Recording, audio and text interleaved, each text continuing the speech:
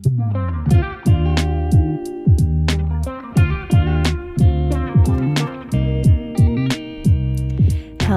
and welcome back to the Nourish with Purpose podcast. I hope you're having a great Wednesday or whenever you're listening to this episode.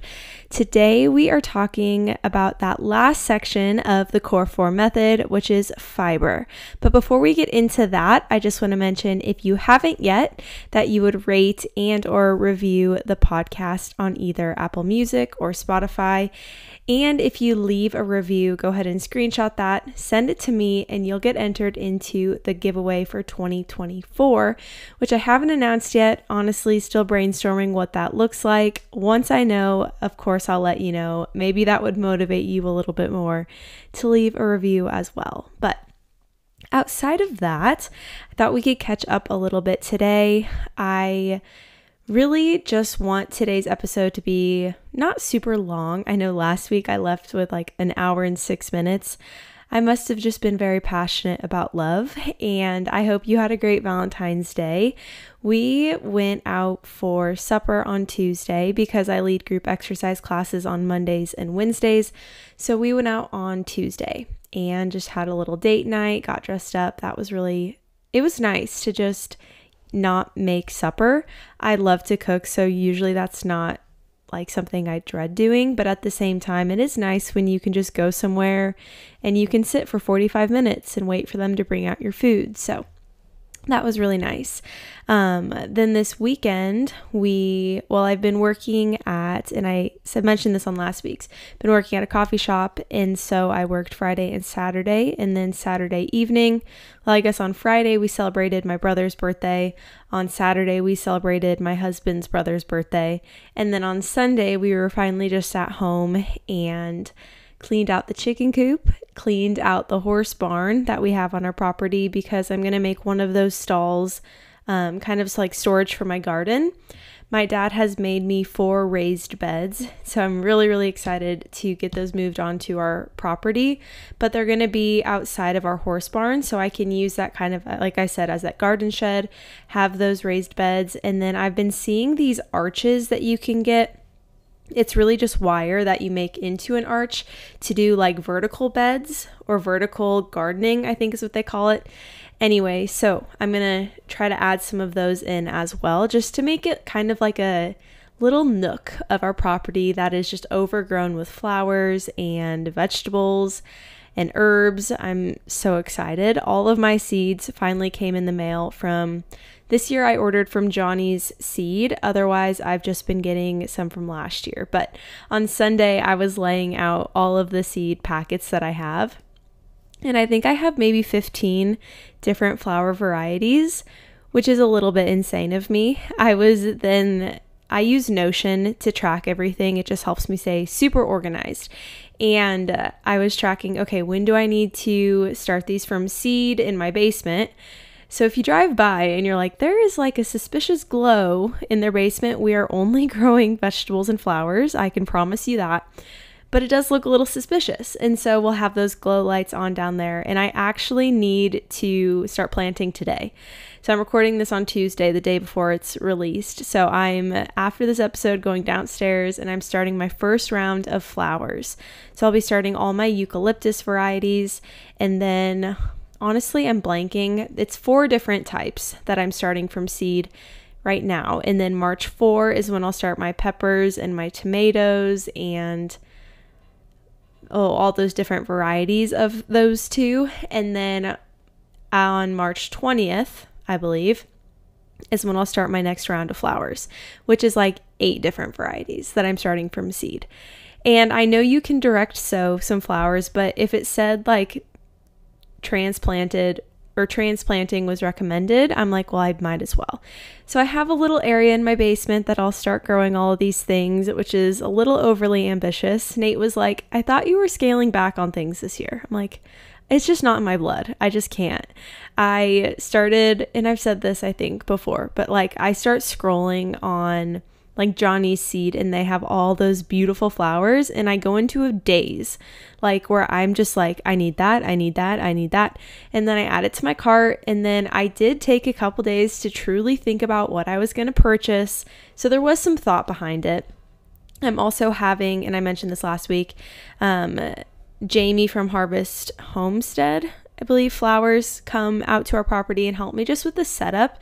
Flowers is very, very new for me, but I'm hoping to do like cut flowers. And so we'll see how many bouquets I'm able to get from my garden. I would love to have bouquets and have people come out here and do floral cuttings, build your own bouquets. That would be a futuristic dream.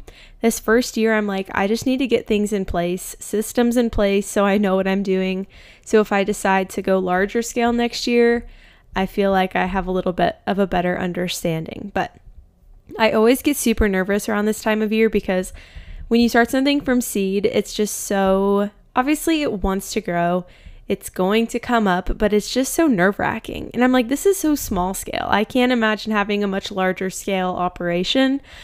And that's probably why my dad is stressed, because he is a farmer. And so I'm like, to have acres and acres, thousands of acres that you are planting, I mean, just would make me so nervous. But if you're not into gardening, I'm sure that was super boring. I'm so sorry, but that is the newest endeavor of mine, I guess, that I'm really putting energy into and excited about.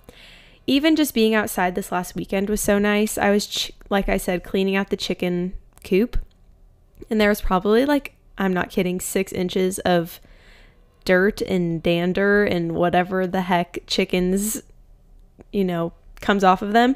And it was disgusting. And I hadn't cleaned that chicken coop, and this sounds so bad, I hadn't cleaned it since we moved here, which was last May, which I promise I let them out as often as I can. They get to eat grass and run around, and we have a little outside area for them as well. But it's just like when you move somewhere, the first thought of mine was not like, oh, I should clean out this chicken coop. It was like, oh, I'm remodeling a kitchen and we're tearing up carpet. We're taking off baseboards. That was not on the forefront of my mind. And so I finally was like, I need to do that. So you can just see how happy they are. We laid down some hay or straw, whatever, in there, and they're just happy. And on Sunday, they could be outside running around all day, and they were just so happy. Same with Luna. She gets outside and can run around. It's just, obviously, everybody is in a much better mood when the sun is shining and it's just nice outside. You're able to go outside for a walk. I've noticed in the mornings I've been having and I've mentioned this before, but having some like bad headaches. And I know exactly what the culprit is. It's if I look at my phone before I look at the sun, which I actually just did a post on that, sunlight before blue light, which I truly do practice a majority of the time. And if I'm not able to, I'll wear my blue and green light glasses, and then that blocks obviously out that blue light until I can actually see the sunlight. But if I don't do that, I notice I have such a bad headache. And so the sunlight is just so powerful, not only for our mood, but for like how we're physically going to feel. But one interesting piece of that too was that it can start your digestive system, like its function can increase because your cortisol is increasing and your melatonin is decreasing. So if you take melatonin supplements, I really encourage you to maybe look at your sleep cycle or your sleep patterns and see when cortisol is spiking and dropping, which I know there are some tests you can do. But I just think that's so fascinating because if you think about it, when you go to sleep and melatonin is being produced, you don't really have to go to the bathroom, like number 2, right? Maybe you have to pee during the night. But then in the morning when you wake up, if you want to shut off melatonin, it helps to see the sunlight, and then your digestive system kind of starts up again. And so, I mean, I don't know why I just went on that long spiel about the sun, but all that to say, getting in sunlight makes people happy, but there's so many reasons for that. And I think on weekends where the weather is just so nice and you're able to be outside, you really recognize like, wow, I'm so much less stressed, or I'm so much happier, or maybe you have less headaches like I did, just because you're able to be outside and be in the sun. So I loved that. I loved I was able to be outside, even though I was working hard and I'm like, I know my body's going to hurt the next day, but it actually didn't. So that was a pleasant surprise. So let's get into the section of how I'm nourishing my mind, body, and spirit.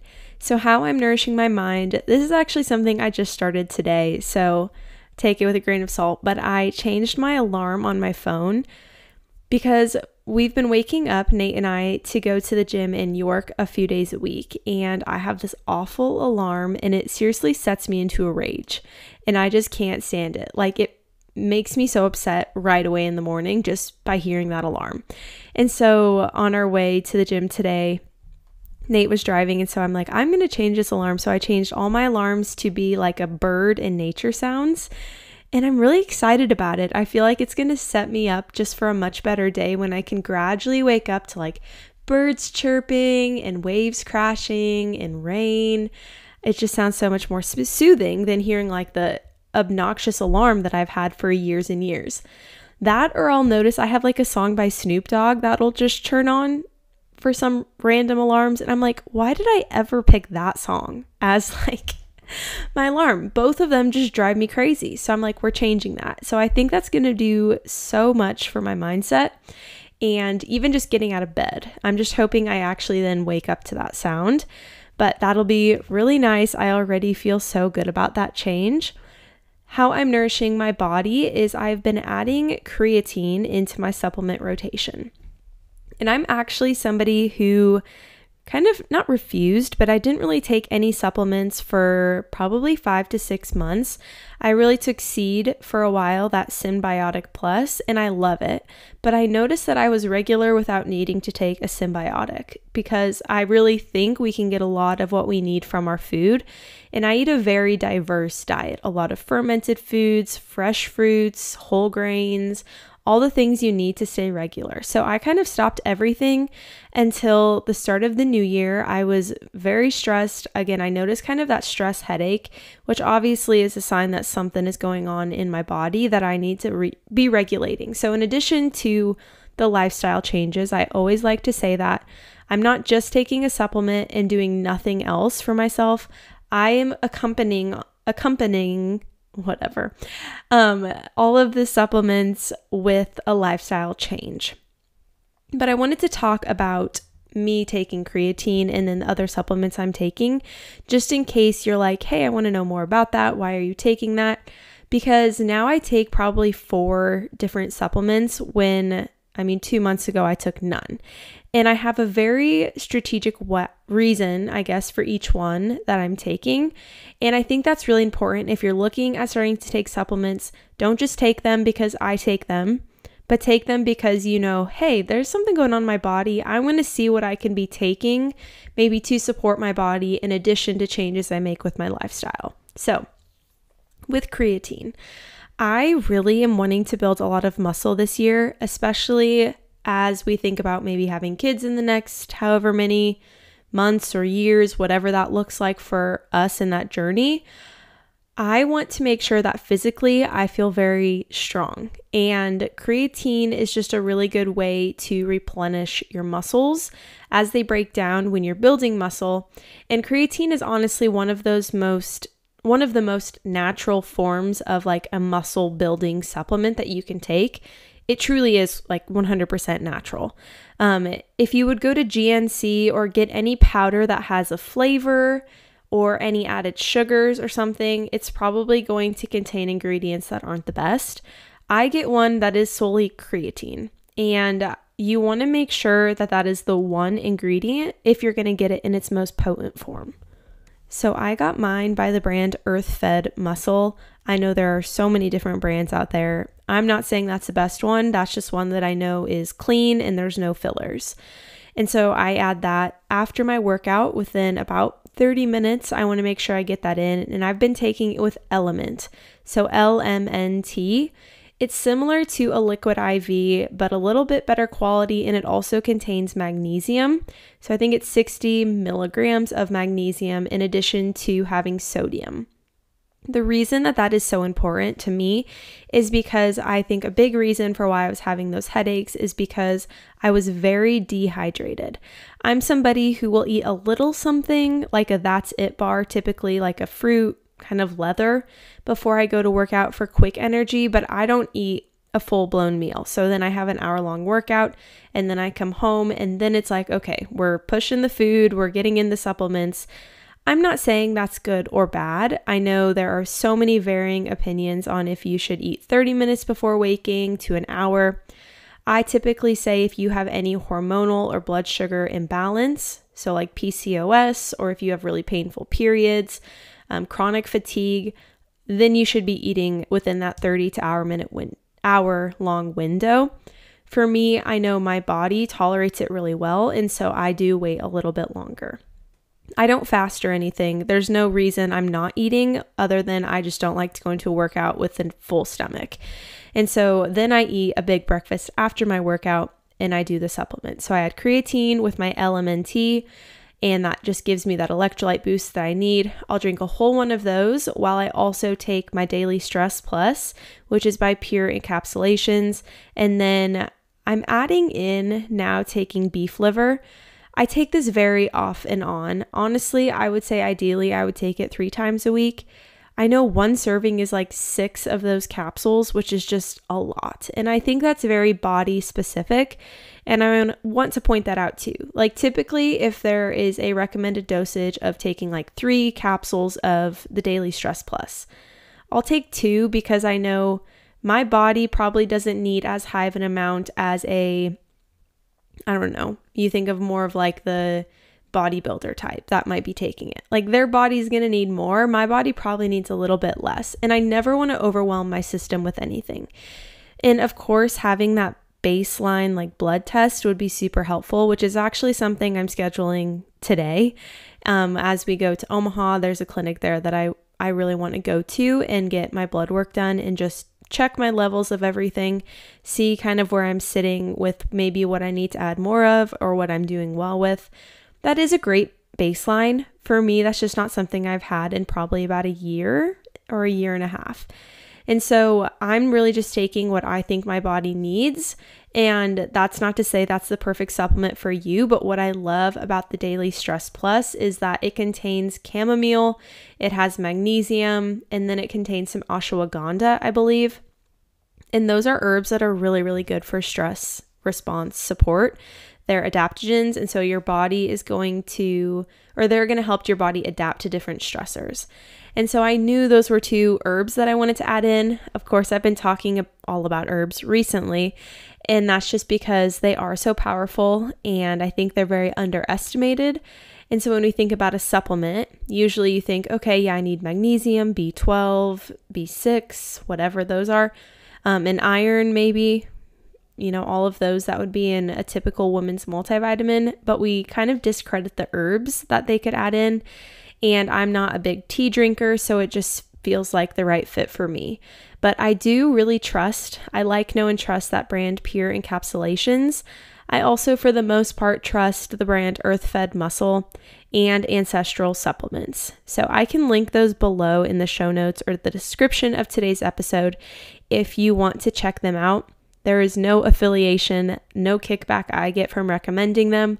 I just think sometimes people talk about supplements and they don't really give an in-depth reason why they're taking them, or they don't really go through their routine of taking them. And so I'm like, okay, you really take like 10 different supplements, like how? And that gets really, really expensive. So I really just take 2 different capsule supplements and then I add in that creatine and the LMNT. Otherwise, when I drink my water, I really just do a pinch of Celtic sea salt in every glass of water that I get. And of course, again, that's person specific. And so if you're somebody who has POTS or you have an autoimmune issue, I would then recommend that you would add in that pinch of sea salt just to make sure you're getting what your body needs to feel supported. And that's also why I'm not talking about just any regular salt. I'm talking about Celtic sea salt. And that is so important, that difference, because if you're going to do table salt in your water, it's going to be, first off, disgusting, but it's also not giving your body truly any nutrients that you think you might need, or that would come from taking a Celtic sea salt. So Celtic sea salt contains electrolytes. I take LMNT before I do that just because I know I need an extra surge of electrolytes, especially to keep my body hydrated post-workout. But then throughout the day, I really, when I remember, do a small pinch of salt in every glass of water that I do. Salt is not evil, and I'm not even going to get into it because I know there are so many varying opinions over salt. We think it's responsible for all of our water retention, weight gain, inability to lose weight, but typically that's because we're looking at the salt in processed foods. It's very, very different than the Celtic sea salt that I'm talking about, which gives your body support and adds minerals back into your water that the water system actually strips from the water. So, all that to say, I won't get too much into it, but that is really how I am nourishing my body. Trying to really prepare my body just for whatever's next in life, and I just want to feel very strong. So that is just kind of my number one goal, is feeling strong. That also translates into how I'm now exercising and moving my body too. Lastly, how I'm nourishing my spirit. I really think for me, this is a lot to do with just recognizing how things are evolving around me versus being so obsessed over every little thing that is or isn't happening for me, or that I want to change, or that I'm waiting for. It's really just recognizing the small things and giving thanks for them too. It's not just like, oh, great, this awesome thing happened, I'm going to move on and keep pushing forward. But it's actually like giving gratitude then for the things that you are receiving, because if we're not giving gratitude, then it's hard. I would say then it feels maybe a little bit harder or more resistant to more good things happening in the future. And that's not to say I don't think God punishes us for not giving gratitude for the things He's given us. I just think when we're much more aware of the good things happening, we then see more good that's happening around us versus just dwelling on the things that maybe aren't happening for us, or that we're, like I said, waiting for. So that has been very refreshing, and I'm by no means perfect at that, but I'm really trying to work hard on doing that and not getting so down on myself or being so hard on myself right now. Okay, so we're going to dive into the Core 4 method, but today we are talking about fiber in the form of a fruit or vegetable. At age 18, I was told I needed to have back surgery. This was then followed with 2 rounds of steroid injections that didn't work and 2 different pain medications that eventually had my kidneys not functioning properly. I lived with chronic pain for 2 years before I really identified what was going on and how I could minimize the symptoms. So I have 2 fractured vertebrae and a bulging disc, which I still live with today. But what I've learned is how to minimize the overall inflammation in my body. I do this through the use of the anti-inflammatory diet, which is also what I help clients with. What's crazy is there are 7 different areas that inflammation can show up in your body, from brain and nervous system to detoxification system to musculoskeletal, which is what I dealt with, along with digestive inflammation. There's truly so many symptoms or signs that can come along with this. I think the hardest part for people is identifying the root cause, which is why I also add in the inflammation assessment during our initial call. So we know what we're working on, we know where inflammation is showing up in your body. And then from there, after 24 weeks or throughout 24 weeks, we work towards minimizing the symptom. So I designed my one-on-one coaching program, Nourish to Flourish, so you could feel your best physically, mentally, and internally by focusing on all 3 components that make up a truly balanced lifestyle: your mind, your body, and your spirit. So we examine how different foods affect your body, intolerances you might have, and through the use of the anti-inflammatory diet, we work towards reducing the signs of inflammation and stress in your body. So if you're noticing bloating, constipation, abdominal cramps, painful periods, chronic pain, swelling, acne, water retention, trouble sleeping, low energy, joint pain, fatigue, the list goes on, we truly can work together to minimize those symptoms and truly transform your health. So if you're interested, DM me, email me, message me the word Nourish, and I will send more information your way. Feel good in your skin, never count calories again, and heal your body and your relationship with food. Let's nourish to flourish. But today I'm not just going to be talking about fiber, but I also want to talk about healthy food in general towards the end of today's episode and how it varies in the holistic space versus the fitness space. This is something I had posted on my Instagram story recently, and I really wanted to do a full deep dive just because there's not a whole lot we can talk about with fiber. I, for one, am no fiber expert. Maybe if I had one on, they could talk for an hour about fruits and veggies. But for me, I really just want to talk about what fiber is and answer any questions that I think typically come up when we think about fiber. So the reason that I added fiber as its own section of the core 4 is because fruits and vegetables are a carb, but they're different than a starchy carb, right? So starchy carbs is going to be more of those breads, those pastas, whereas fiber is in fruits and it's in vegetables. Even though they're carbs, they're also a good source of fiber. So what is fiber? Fiber, there are 2 different types that I'm going to get into, but fiber really is what I think when it is in either a fresh or frozen form, it helps you to feel satisfied after a meal, but it also keeps you regular. That's always what I say to clients. If you're a client, you know, I always say we want to add in more veggies and fruit because they keep you regular. When I go about eating my plate, I always eat that protein first if I can. Then I move into either a vegetable or a starchy carb, and then I will move into fruit being the last thing I eat. That has to do with how you're regulating your blood sugar. And if you're somebody who is feeling shaky, jittery, irritable, maybe blood sugar is a source of inflammation or something that we should be looking a little bit more at. For me, I do that just because I always want to make sure I get enough of my protein and then I move on to my veggies and my fruit.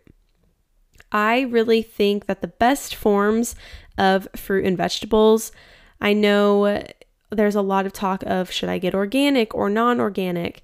For me, if I can get organic, I will. However, I know that even if it's organic, that doesn't mean they're not still using pesticides. They're just using a different dilution or they're using a different brand that is certified organic. So it doesn't mean they're not using anything, but maybe they're using something different. And again, that's no fault. That's not a bad thing. But even if you're buying organic, I always recommend you just really wash your fruits and veggies well. So to me, that looks like doing 1 part like an apple cider vinegar to 2 parts water. Or if you have that Thieves fruit wash by Young Living, that's also something I'll use. Soak your fruit in that for 5 to 7 minutes, take it out, rinse it well, and then store it how you prefer to. So like with that, I would say it's kind of dependent. I know organic can be much more expensive, so just wash everything very well. Then as it comes to, okay, what type of fruit should I buy? Is canned fruit or vegetables? Like is canned fruit and veggies, are those fine? I always say the progression should be fresh, frozen, canned, and then dried would be your last option. So fresh, of course, because there's that water component, which is really good, especially if you are, and you can even think about this too. If you were to eat 1 apple, you're probably going to feel more full than if you ate 4 dried apples. It's because of that water component. So that's why I really like fresh. Then frozen, because frozen vegetables are usually flash froze. And so that means that right when they're picked or gathered, they are instantly put into a freezer, or maybe they're instantly bagged and then frozen. And so they are pretty comparable to fresh, and they're usually a little bit lower in cost. So I'll notice things that I buy that are frozen would be peas, sometimes carrots, things that I know I could add into a stir fry, or broccoli or cauliflower rice. Those are ones that are really easy to just warm up in the microwave or on the stovetop. So that's usually what I'll buy frozen. And then canned is really anything that you want to have a longer shelf life. So typically for me, that's more of like beans for a chili, or even sometimes peas, but not a lot do I buy canned. I think that's, for cost effectiveness, canned is going to be probably your cheapest option.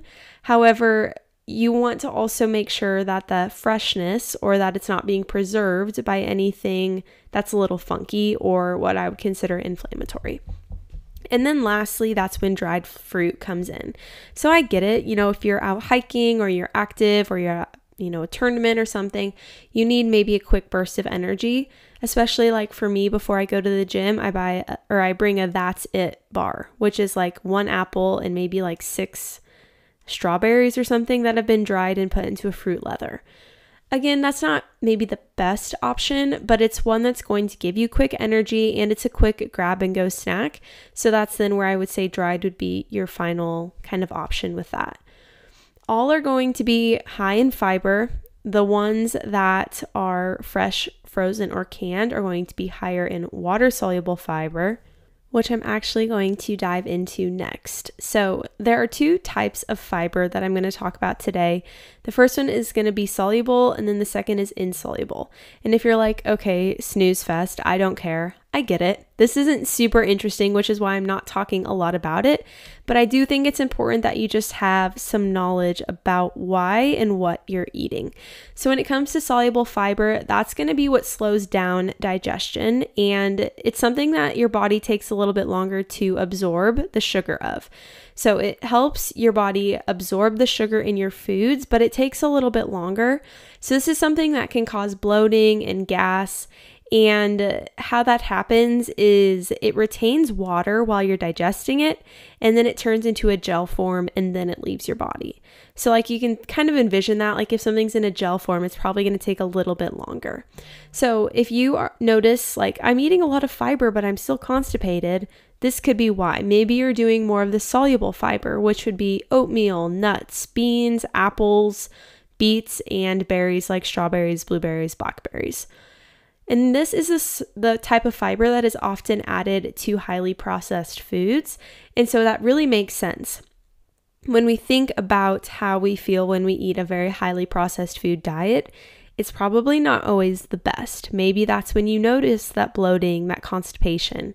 And my mind immediately goes to all of those sugary cereals that they add vitamins and minerals to, even though in my mind that is a complete filler.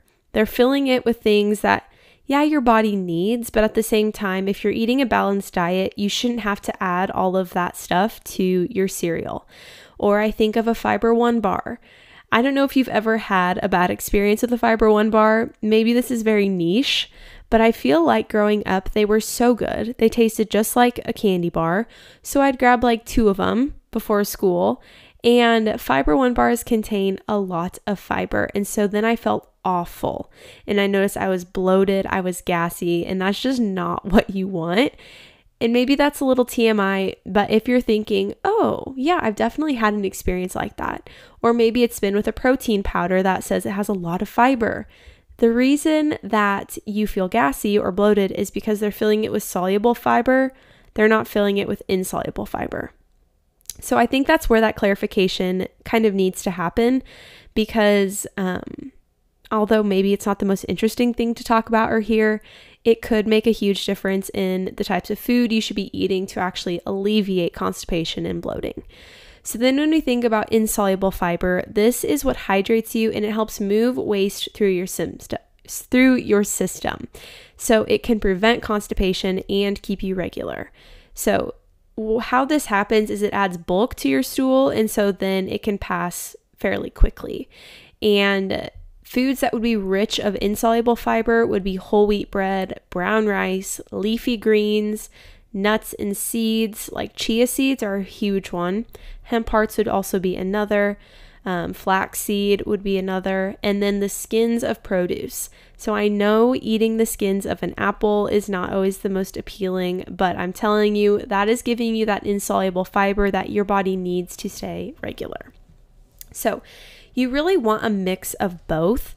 Fiber is something that can't actually be digested in your body. So the form that it enters in is typically the form that it's exiting in. The difference is if it's soluble or insoluble of how quickly that whole process happens. And so I really think that having fiber in the form of fruit or vegetables is the best way to kind of get both and prevent constipation and keep you regular, but not to the amount that you are like rushing to the bathroom, because that's not what we want either. And I say a lot of this because so many people I talk to have some major digestive issues, whether they're working with me one-on-one or they're not. I tend to hear about it because people know that this is the type of work that I do, which I totally am fine with. It doesn't bother me, but it's something I've become very comfortable talking about just because it's something so many people struggle with.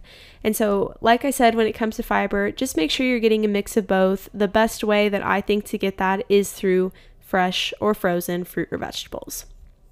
And when you think about fiber too, I mean, average Americans are probably having 15 grams of fiber per day, I think is what most recent studies show. I'm not somebody who ever tracks any of that because I just know if I'm having a core 4 plate, I'm getting everything that my body, for the most part, needs to function well and not have any upset stomachs or anything like that. However, when you think about, 15 grams, 70 grams is kind of that max limit. And so obviously you want to fall kind of anywhere in the middle. I think for women, they say 25 grams is recommended, 35 for men, but you can get too much fiber. And I'm going to say that most often you're not getting too much fiber from the fruit or vegetables that you're eating. You're getting too much fiber from those health halos that they're showing you on any package of protein you get, or granola bars or cereal that says super high in fiber. Like, I don't care. Personally, I don't care about that because I want to make sure that my fiber is coming from a whole food source. Whereas if you're somebody that struggles maybe more with constipation, you could add in some insoluble fiber to your diet in a supplement form. Or if you are somebody who is running to the bathroom all the time, you want to add in soluble fiber to your diet. So there's a difference there, which is why it's important we point that out. But when you are looking at your protein shakes or any powder, anything you have, don't just look at the amount of fiber and think, oh, wow, 18 grams of fiber, that's awesome. But actually think about how much fiber you're getting from processed foods. And then also understand that that's probably the reason you're having issues like bloating or constipation or diarrhea, because you're getting fiber that is not coming from a whole food source, if that makes sense. And also, if you're like, I have no idea where I fall on this range, I never recommend, and you know this by now, I never recommend tracking your food intake. It's not something I do. It's not something I push on anyone. But for one day, I would encourage you to eat a typical day. So eat like a typical meal that you would eat, the cereal, the oatmeal, whatever it is. Maybe it's not a perfect day of eating, but just do that and see where you fall. So I would recommend then maybe using like a MyFitnessPal, or honestly just pen and paper. And if you're eating a processed food, tracking the fiber in that. So that doesn't mean you need to look up how much fiber is in an apple because you ate an apple, but solely just look at the processed foods you're eating, things that are coming in a box or a bag, and then track how many servings you're having and then how much fiber that equals, and totaling it up at the end of a day. Because most Americans are under eating in fiber, which is why they're adding so much of it to our food, when really if we were just eating more fruits and vegetables, I think I know all of us would feel so much better, because we're not getting the not fake fiber that they're putting in our food, but we're not getting any added fillers of fiber to our processed food. So that's really all that I have on fiber. Just that you want a mix of both, that you just really, need to know how much maybe your body in specific needs so you can track it for one day, but don't get too extreme with that, and just see where you fall on that scale. So next, I want to dive into what is healthy food. And I thought that this would fall really well with kind of wrapping up the core 4 method, because yes, that is how you should fill your plate. I always recommend anti-inflammatory, whole foods. Whole foods just are anti-inflammatory. Eating things in their most natural state. Cooked veggies can help you feel really, really good. There's so many components, and it's so person specific, which is why I don't want all of this to just come as like general. For the most part, it's all just generalized advice. If you want more of that specific understanding of what do you specifically need more of, that's when we would work together with one-on-one coaching. And I've also announced that there's something coming. So mark your calendar for, let me look here, for March 3rd. If you're like, okay, I want to know more about anti-inflammatory. I don't want it to be something that takes up too much of my time, but I just want to have somebody to support me. I want to have a better understanding of what's going on in my body, where inflammation is coming from. Just mark your calendar, okay? That's all I'm going to say, but I am very, very excited for just having another avenue that I can help people with. So outside of that, let's dive into that piece of healthy food. So again, this isn't generalized, but this is kind of what I've noticed in more so the holistic space versus the fitness space, because I think that's where a lot of our confusion comes from, is when we follow fitness influencers online and then we follow more holistic ladies, probably like me, online, and we're like, wait a second, maybe they're contradicting each other, or maybe one is very obsessive over making sure you substitute every dairy product for Greek yogurt, while I'm like, hey, eat real butter and real sour cream, it doesn't matter. Like, it's very, very different. And this is not to say that my mindset hasn't significantly changed around this. That's because I used to be much more into fitness. I am a certified personal trainer. I still lead group exercise classes, but my approach is so much different. I used to think like high intensity interval training was the best form you could do to burn the most amount of calories, that tracking your food was great because it helped you lose weight. I also believed that calories, you had to be in a calorie deficit to lose weight and to keep it off, which I also know is not actually all that true. Yes, you can go into a calorie deficit to lose weight, but then your body, if you have not built up a strong metabolism, is going to gain that weight back about 2 times as fast, which I shouldn't say 2 times as fast. Again, very person specific, but your body's not necessarily going to keep that weight off if your metabolism is still as slow as it was when you started losing weight. All that to say, I have changed my views about a lot of things. And I think that's why you, as a consumer, always have to be aware of what your core beliefs are. And that's not to say they can't change. My core beliefs have definitely changed when it comes to health and what health looks like and what healthy foods are. And that's really why I don't ever make generalized claims that like, this is a healthy food and this food isn't healthy. Even when we're talking about anti-inflammatory versus inflammatory. Okay, so you're looking at a product that has canola oil, which would be inflammatory, technically. If you're eating it in moderation with a balanced plate, I really don't feel like it's going to be that detrimental towards your health, right? That doesn't mean that just because it's an inflammatory product that it's always inflammatory. If you're eating it in a balanced and in a way that you understand, like, this isn't the best product that I could have bought, but I know I'm eating it in a good way. And so I don't say healthy and not healthy, or at least I try not to, just because I think it just isn't that specific. But there are different views of healthy food that I've noticed in the fitness space. And so I'm just going to read off the ones that really stood out to me. So this is kind of what I feel like people in the fitness space view as healthy.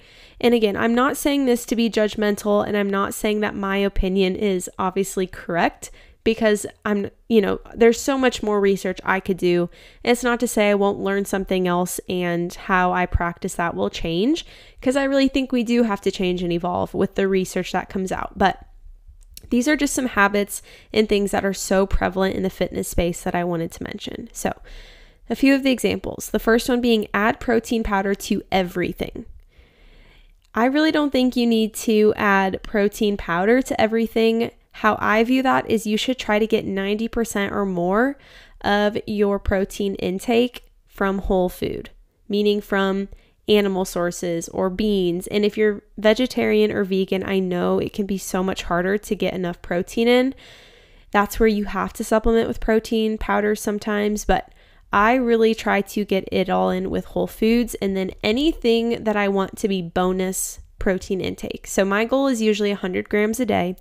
If I'm like, I worked out really hard this morning, I feel like my body needs a little extra support, maybe I'll make a protein shake, or I'll add protein powder to the cookies I'm making, or something like that, where it's just that added amount, but it's not the primary focus of, okay, I'm having 4 protein shakes a day to get to my goal, because you're not getting everything you need in that protein shake to, again, have that good digestion. especially that fiber piece, which I've talked about today. Okay, the next one is swapping butter for olive oil or avocado oil. I feel like when we think of healthy fats, our minds immediately go to, well, olive oil and avocado oil are super healthy. And in the past, it was like, well, butter is terrible for you. That's why you're gaining weight or why you have high cholesterol. As we continue to look at food from a holistic view, I think anything that is in its natural state, or most things that are in their natural state, so butter, it's coming directly from an animal. Obviously, there's going to be some salt added, but it's really just the cream from the top of like a whole milk and some salt, and you have a butter. That is so much more in its natural state than if you think of olive oil that has been picked, that has then been manufactured, it's been pressed out of the olive, and then it's made into an oil. And that's not saying olive oil is bad for you in any way. I definitely don't think so. I use olive oil. I love olive oil. A high quality olive oil or avocado oil are great. But it doesn't mean that butter is bad. You don't need to not use butter to be healthy. So for me, I think butter and ghee are honestly some of the best fats that you can add into your diet. We need to stop fearing fat because fat is not something that you need to fear. If you're eating those healthy fats, which we've already talked about, they are so crucial for your brain function. And honestly, if you're noticing like a foggy or cloudy brain, or you have a hard time remembering things, you're not eating enough fat. We don't need a fat-free diet to be healthy. We can eat fat and you can enjoy fats, and butter and ghee, which ghee is a clarified butter that's lactose free, which is what I do most of, is a great swap. You don't just need to do the olive oils, okay? The next one is sugar-free equals the best option. So this is something, and I recently did a grocery store session and it kind of blew this client away about how sugar-free products contain sugar alcohols. And when we think of the most addictive form of sugar, it's sugar alcohols. So when you're buying things that are sugar-free, you think, well, I'm not eating sugar. This has to be the better option. It doesn't mean they're not adding any type of sugar to your food. They're just adding a fake sugar instead.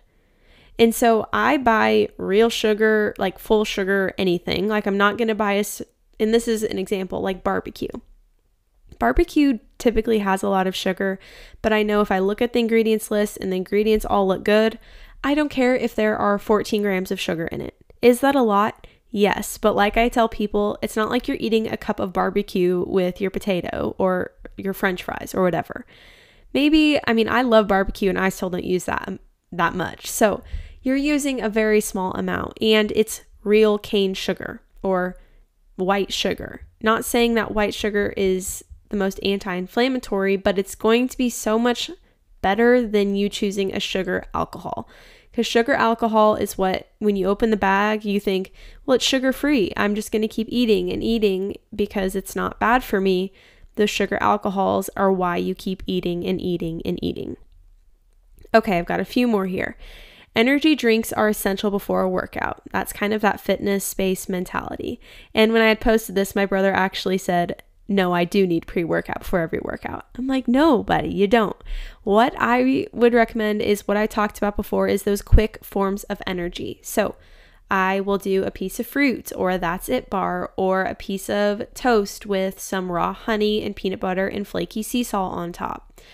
Or another one, and I'm going to post this recipe soon, is a natural pre-workout.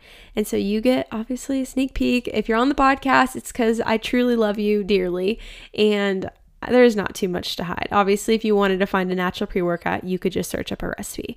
But the one that I'm going to show is doing the juice of a lime, some raw honey, and then you do some flaky sea salt with filtered water and ice, and you just shake that up or you blend it up, and it's a great pre-workout because you're getting the electrolytes from the salt. Those are also energizing your adrenal glands, which give you energy, of course. And then you're having the lime, which is that quick form of energy in the form of also a fiber. And then you're having a filtered water, which is just basic, good to have. You could also substitute it for coconut water. And then that raw honey, again, energy. It's sugar, but it's a raw honey. It's a great sugar. It's full of a lot of properties that can also help with allergies or any sickness that you have. It's just very healing. Honey is a very healing food. And so blending that all together, you get a natural pre-workout rather than buying any powder that has natural flavors, artificial flavors, sugar, whatever else in it. I know there are so many people that are huge fans of a Celsius or an Alani Nu, whatever those are. And I'm not going to lie, they taste really good, right? But there's a reason why like you want to chug an Alani Nu, or maybe if you drink half a Celsius and you're shaking, it's like, that's not a good sign. Like I know my brother, not to throw him under the bus, but he gets like the buckets or Buck Wild or I don't know, some sort of protein powder that has like the velvet of deer antlers in it, which is supposed to just like make you like feel like your body's like tingling. And it helps people feel like they're getting in a good pump. I guess that's like that exercise word, which I'm sure if he's listening, he's cringing at me speaking about this. But I just don't think that that's normal. And it really is not. Like if something like that, and I'm going to say it's not the velvet and the deer antlers that is making your body tingly. It's something that they've added that is probably not great for your body to be consuming that is causing that. And I think when we are more aware of what our body is or how our body's responding, we're like, oh yeah, maybe me taking pre-workout 2 times a day or needing a Celsius as soon as the clock hits 2:00 is a sign that there's something else going on in my body. And of course, I don't take that. Like I've bought Celsius in the past and they do taste really good. I like to reassure you, I'm not judging if you do this at all. I just think it's things to think about. And I think the difference in pre-workouts or those quick bursts of energy in the fitness space is just so much different than the holistic space. Of course, that's why I'm talking about it. So I think it's just interesting to bring it up and maybe give you a different perspective on that. Okay, 2 more. Everyone should eat more raw fruits and vegetables. So like I talked about in today's episode, fiber. I do really push the fresh or the frozen fruits or veggies. What I will say is that most people are actually going to tolerate produce better if it's cooked. So if it's already partially broken down. And this is especially if you already have maybe low levels of good bacteria in your gut. Maybe your body's not really digesting food all that well as it is. So you know, oh my gosh, if I add in way more veggies, I'm going to feel awful. Okay, so then I would take that then as a sign that your body has a hard time digesting raw fruits and veggies. So it's hard to get cooked fruits. I understand that. I actually make cooked apples in the summer and then I usually will can them and put them in the fridge. But that's about the only fruit you can. Outside of that, it's just those veggies. Any chance I get, I will steam or cook my veggies. Even yesterday, I was making a kale salad and I steamed the kale in the microwave before I put it in my salad, like before I put any toppings on top.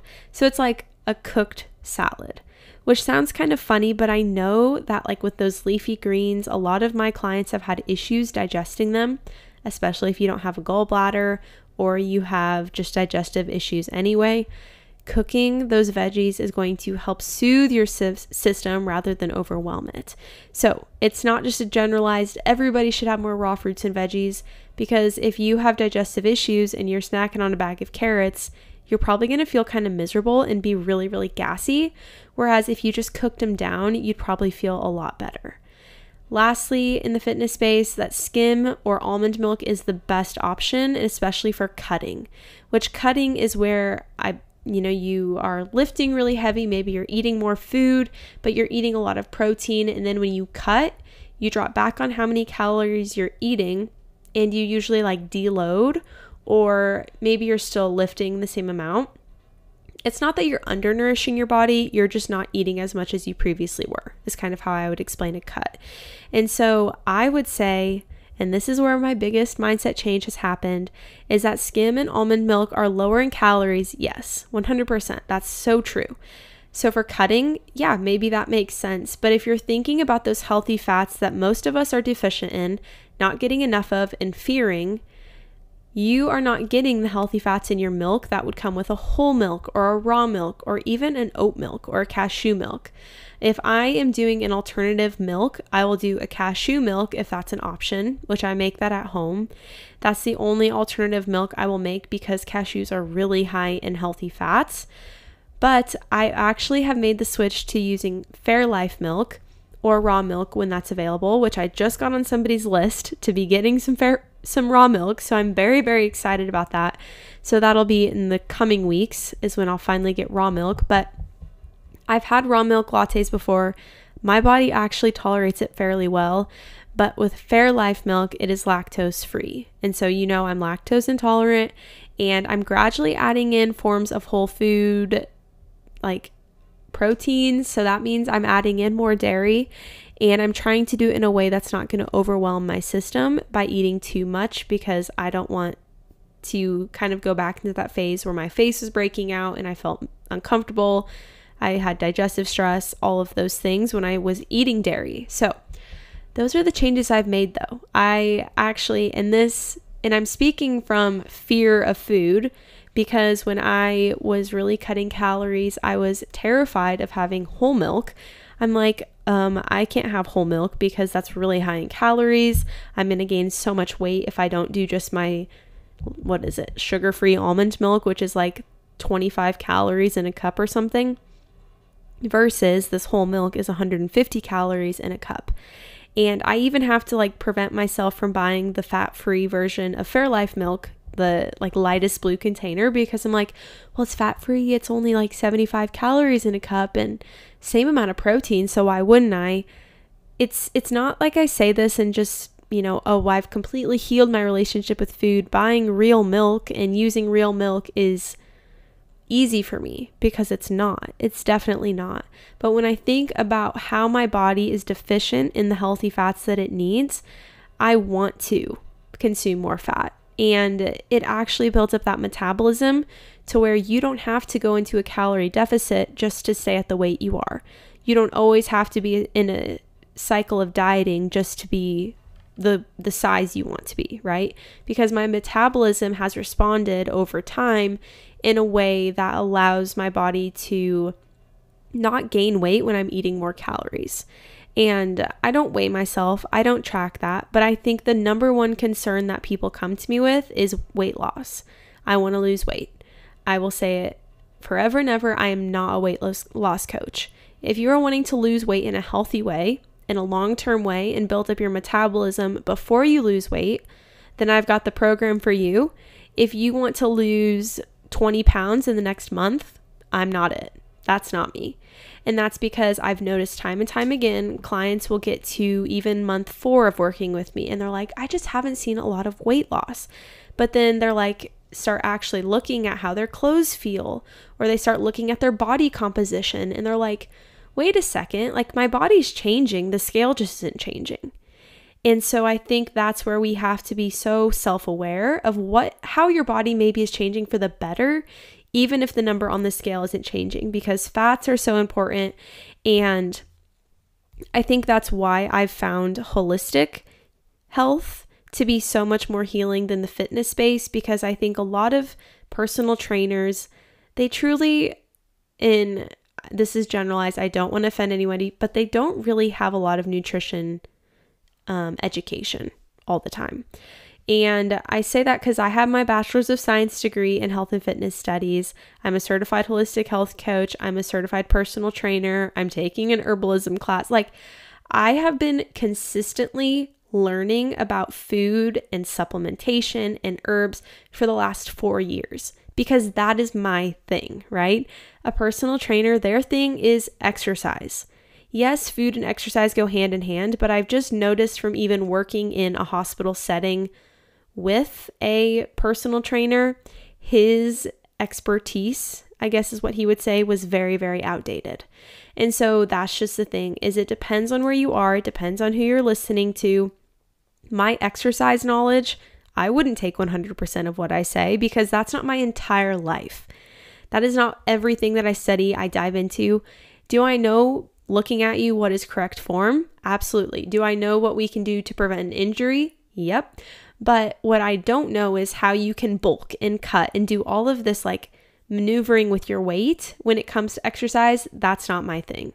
And so my thing is nutrition. So that's why I feel like if you really want to have a solid understanding of food, getting into that holistic space and finding somebody like me or somebody else in the space that you like, know, and trust can sometimes be the best whole body approach.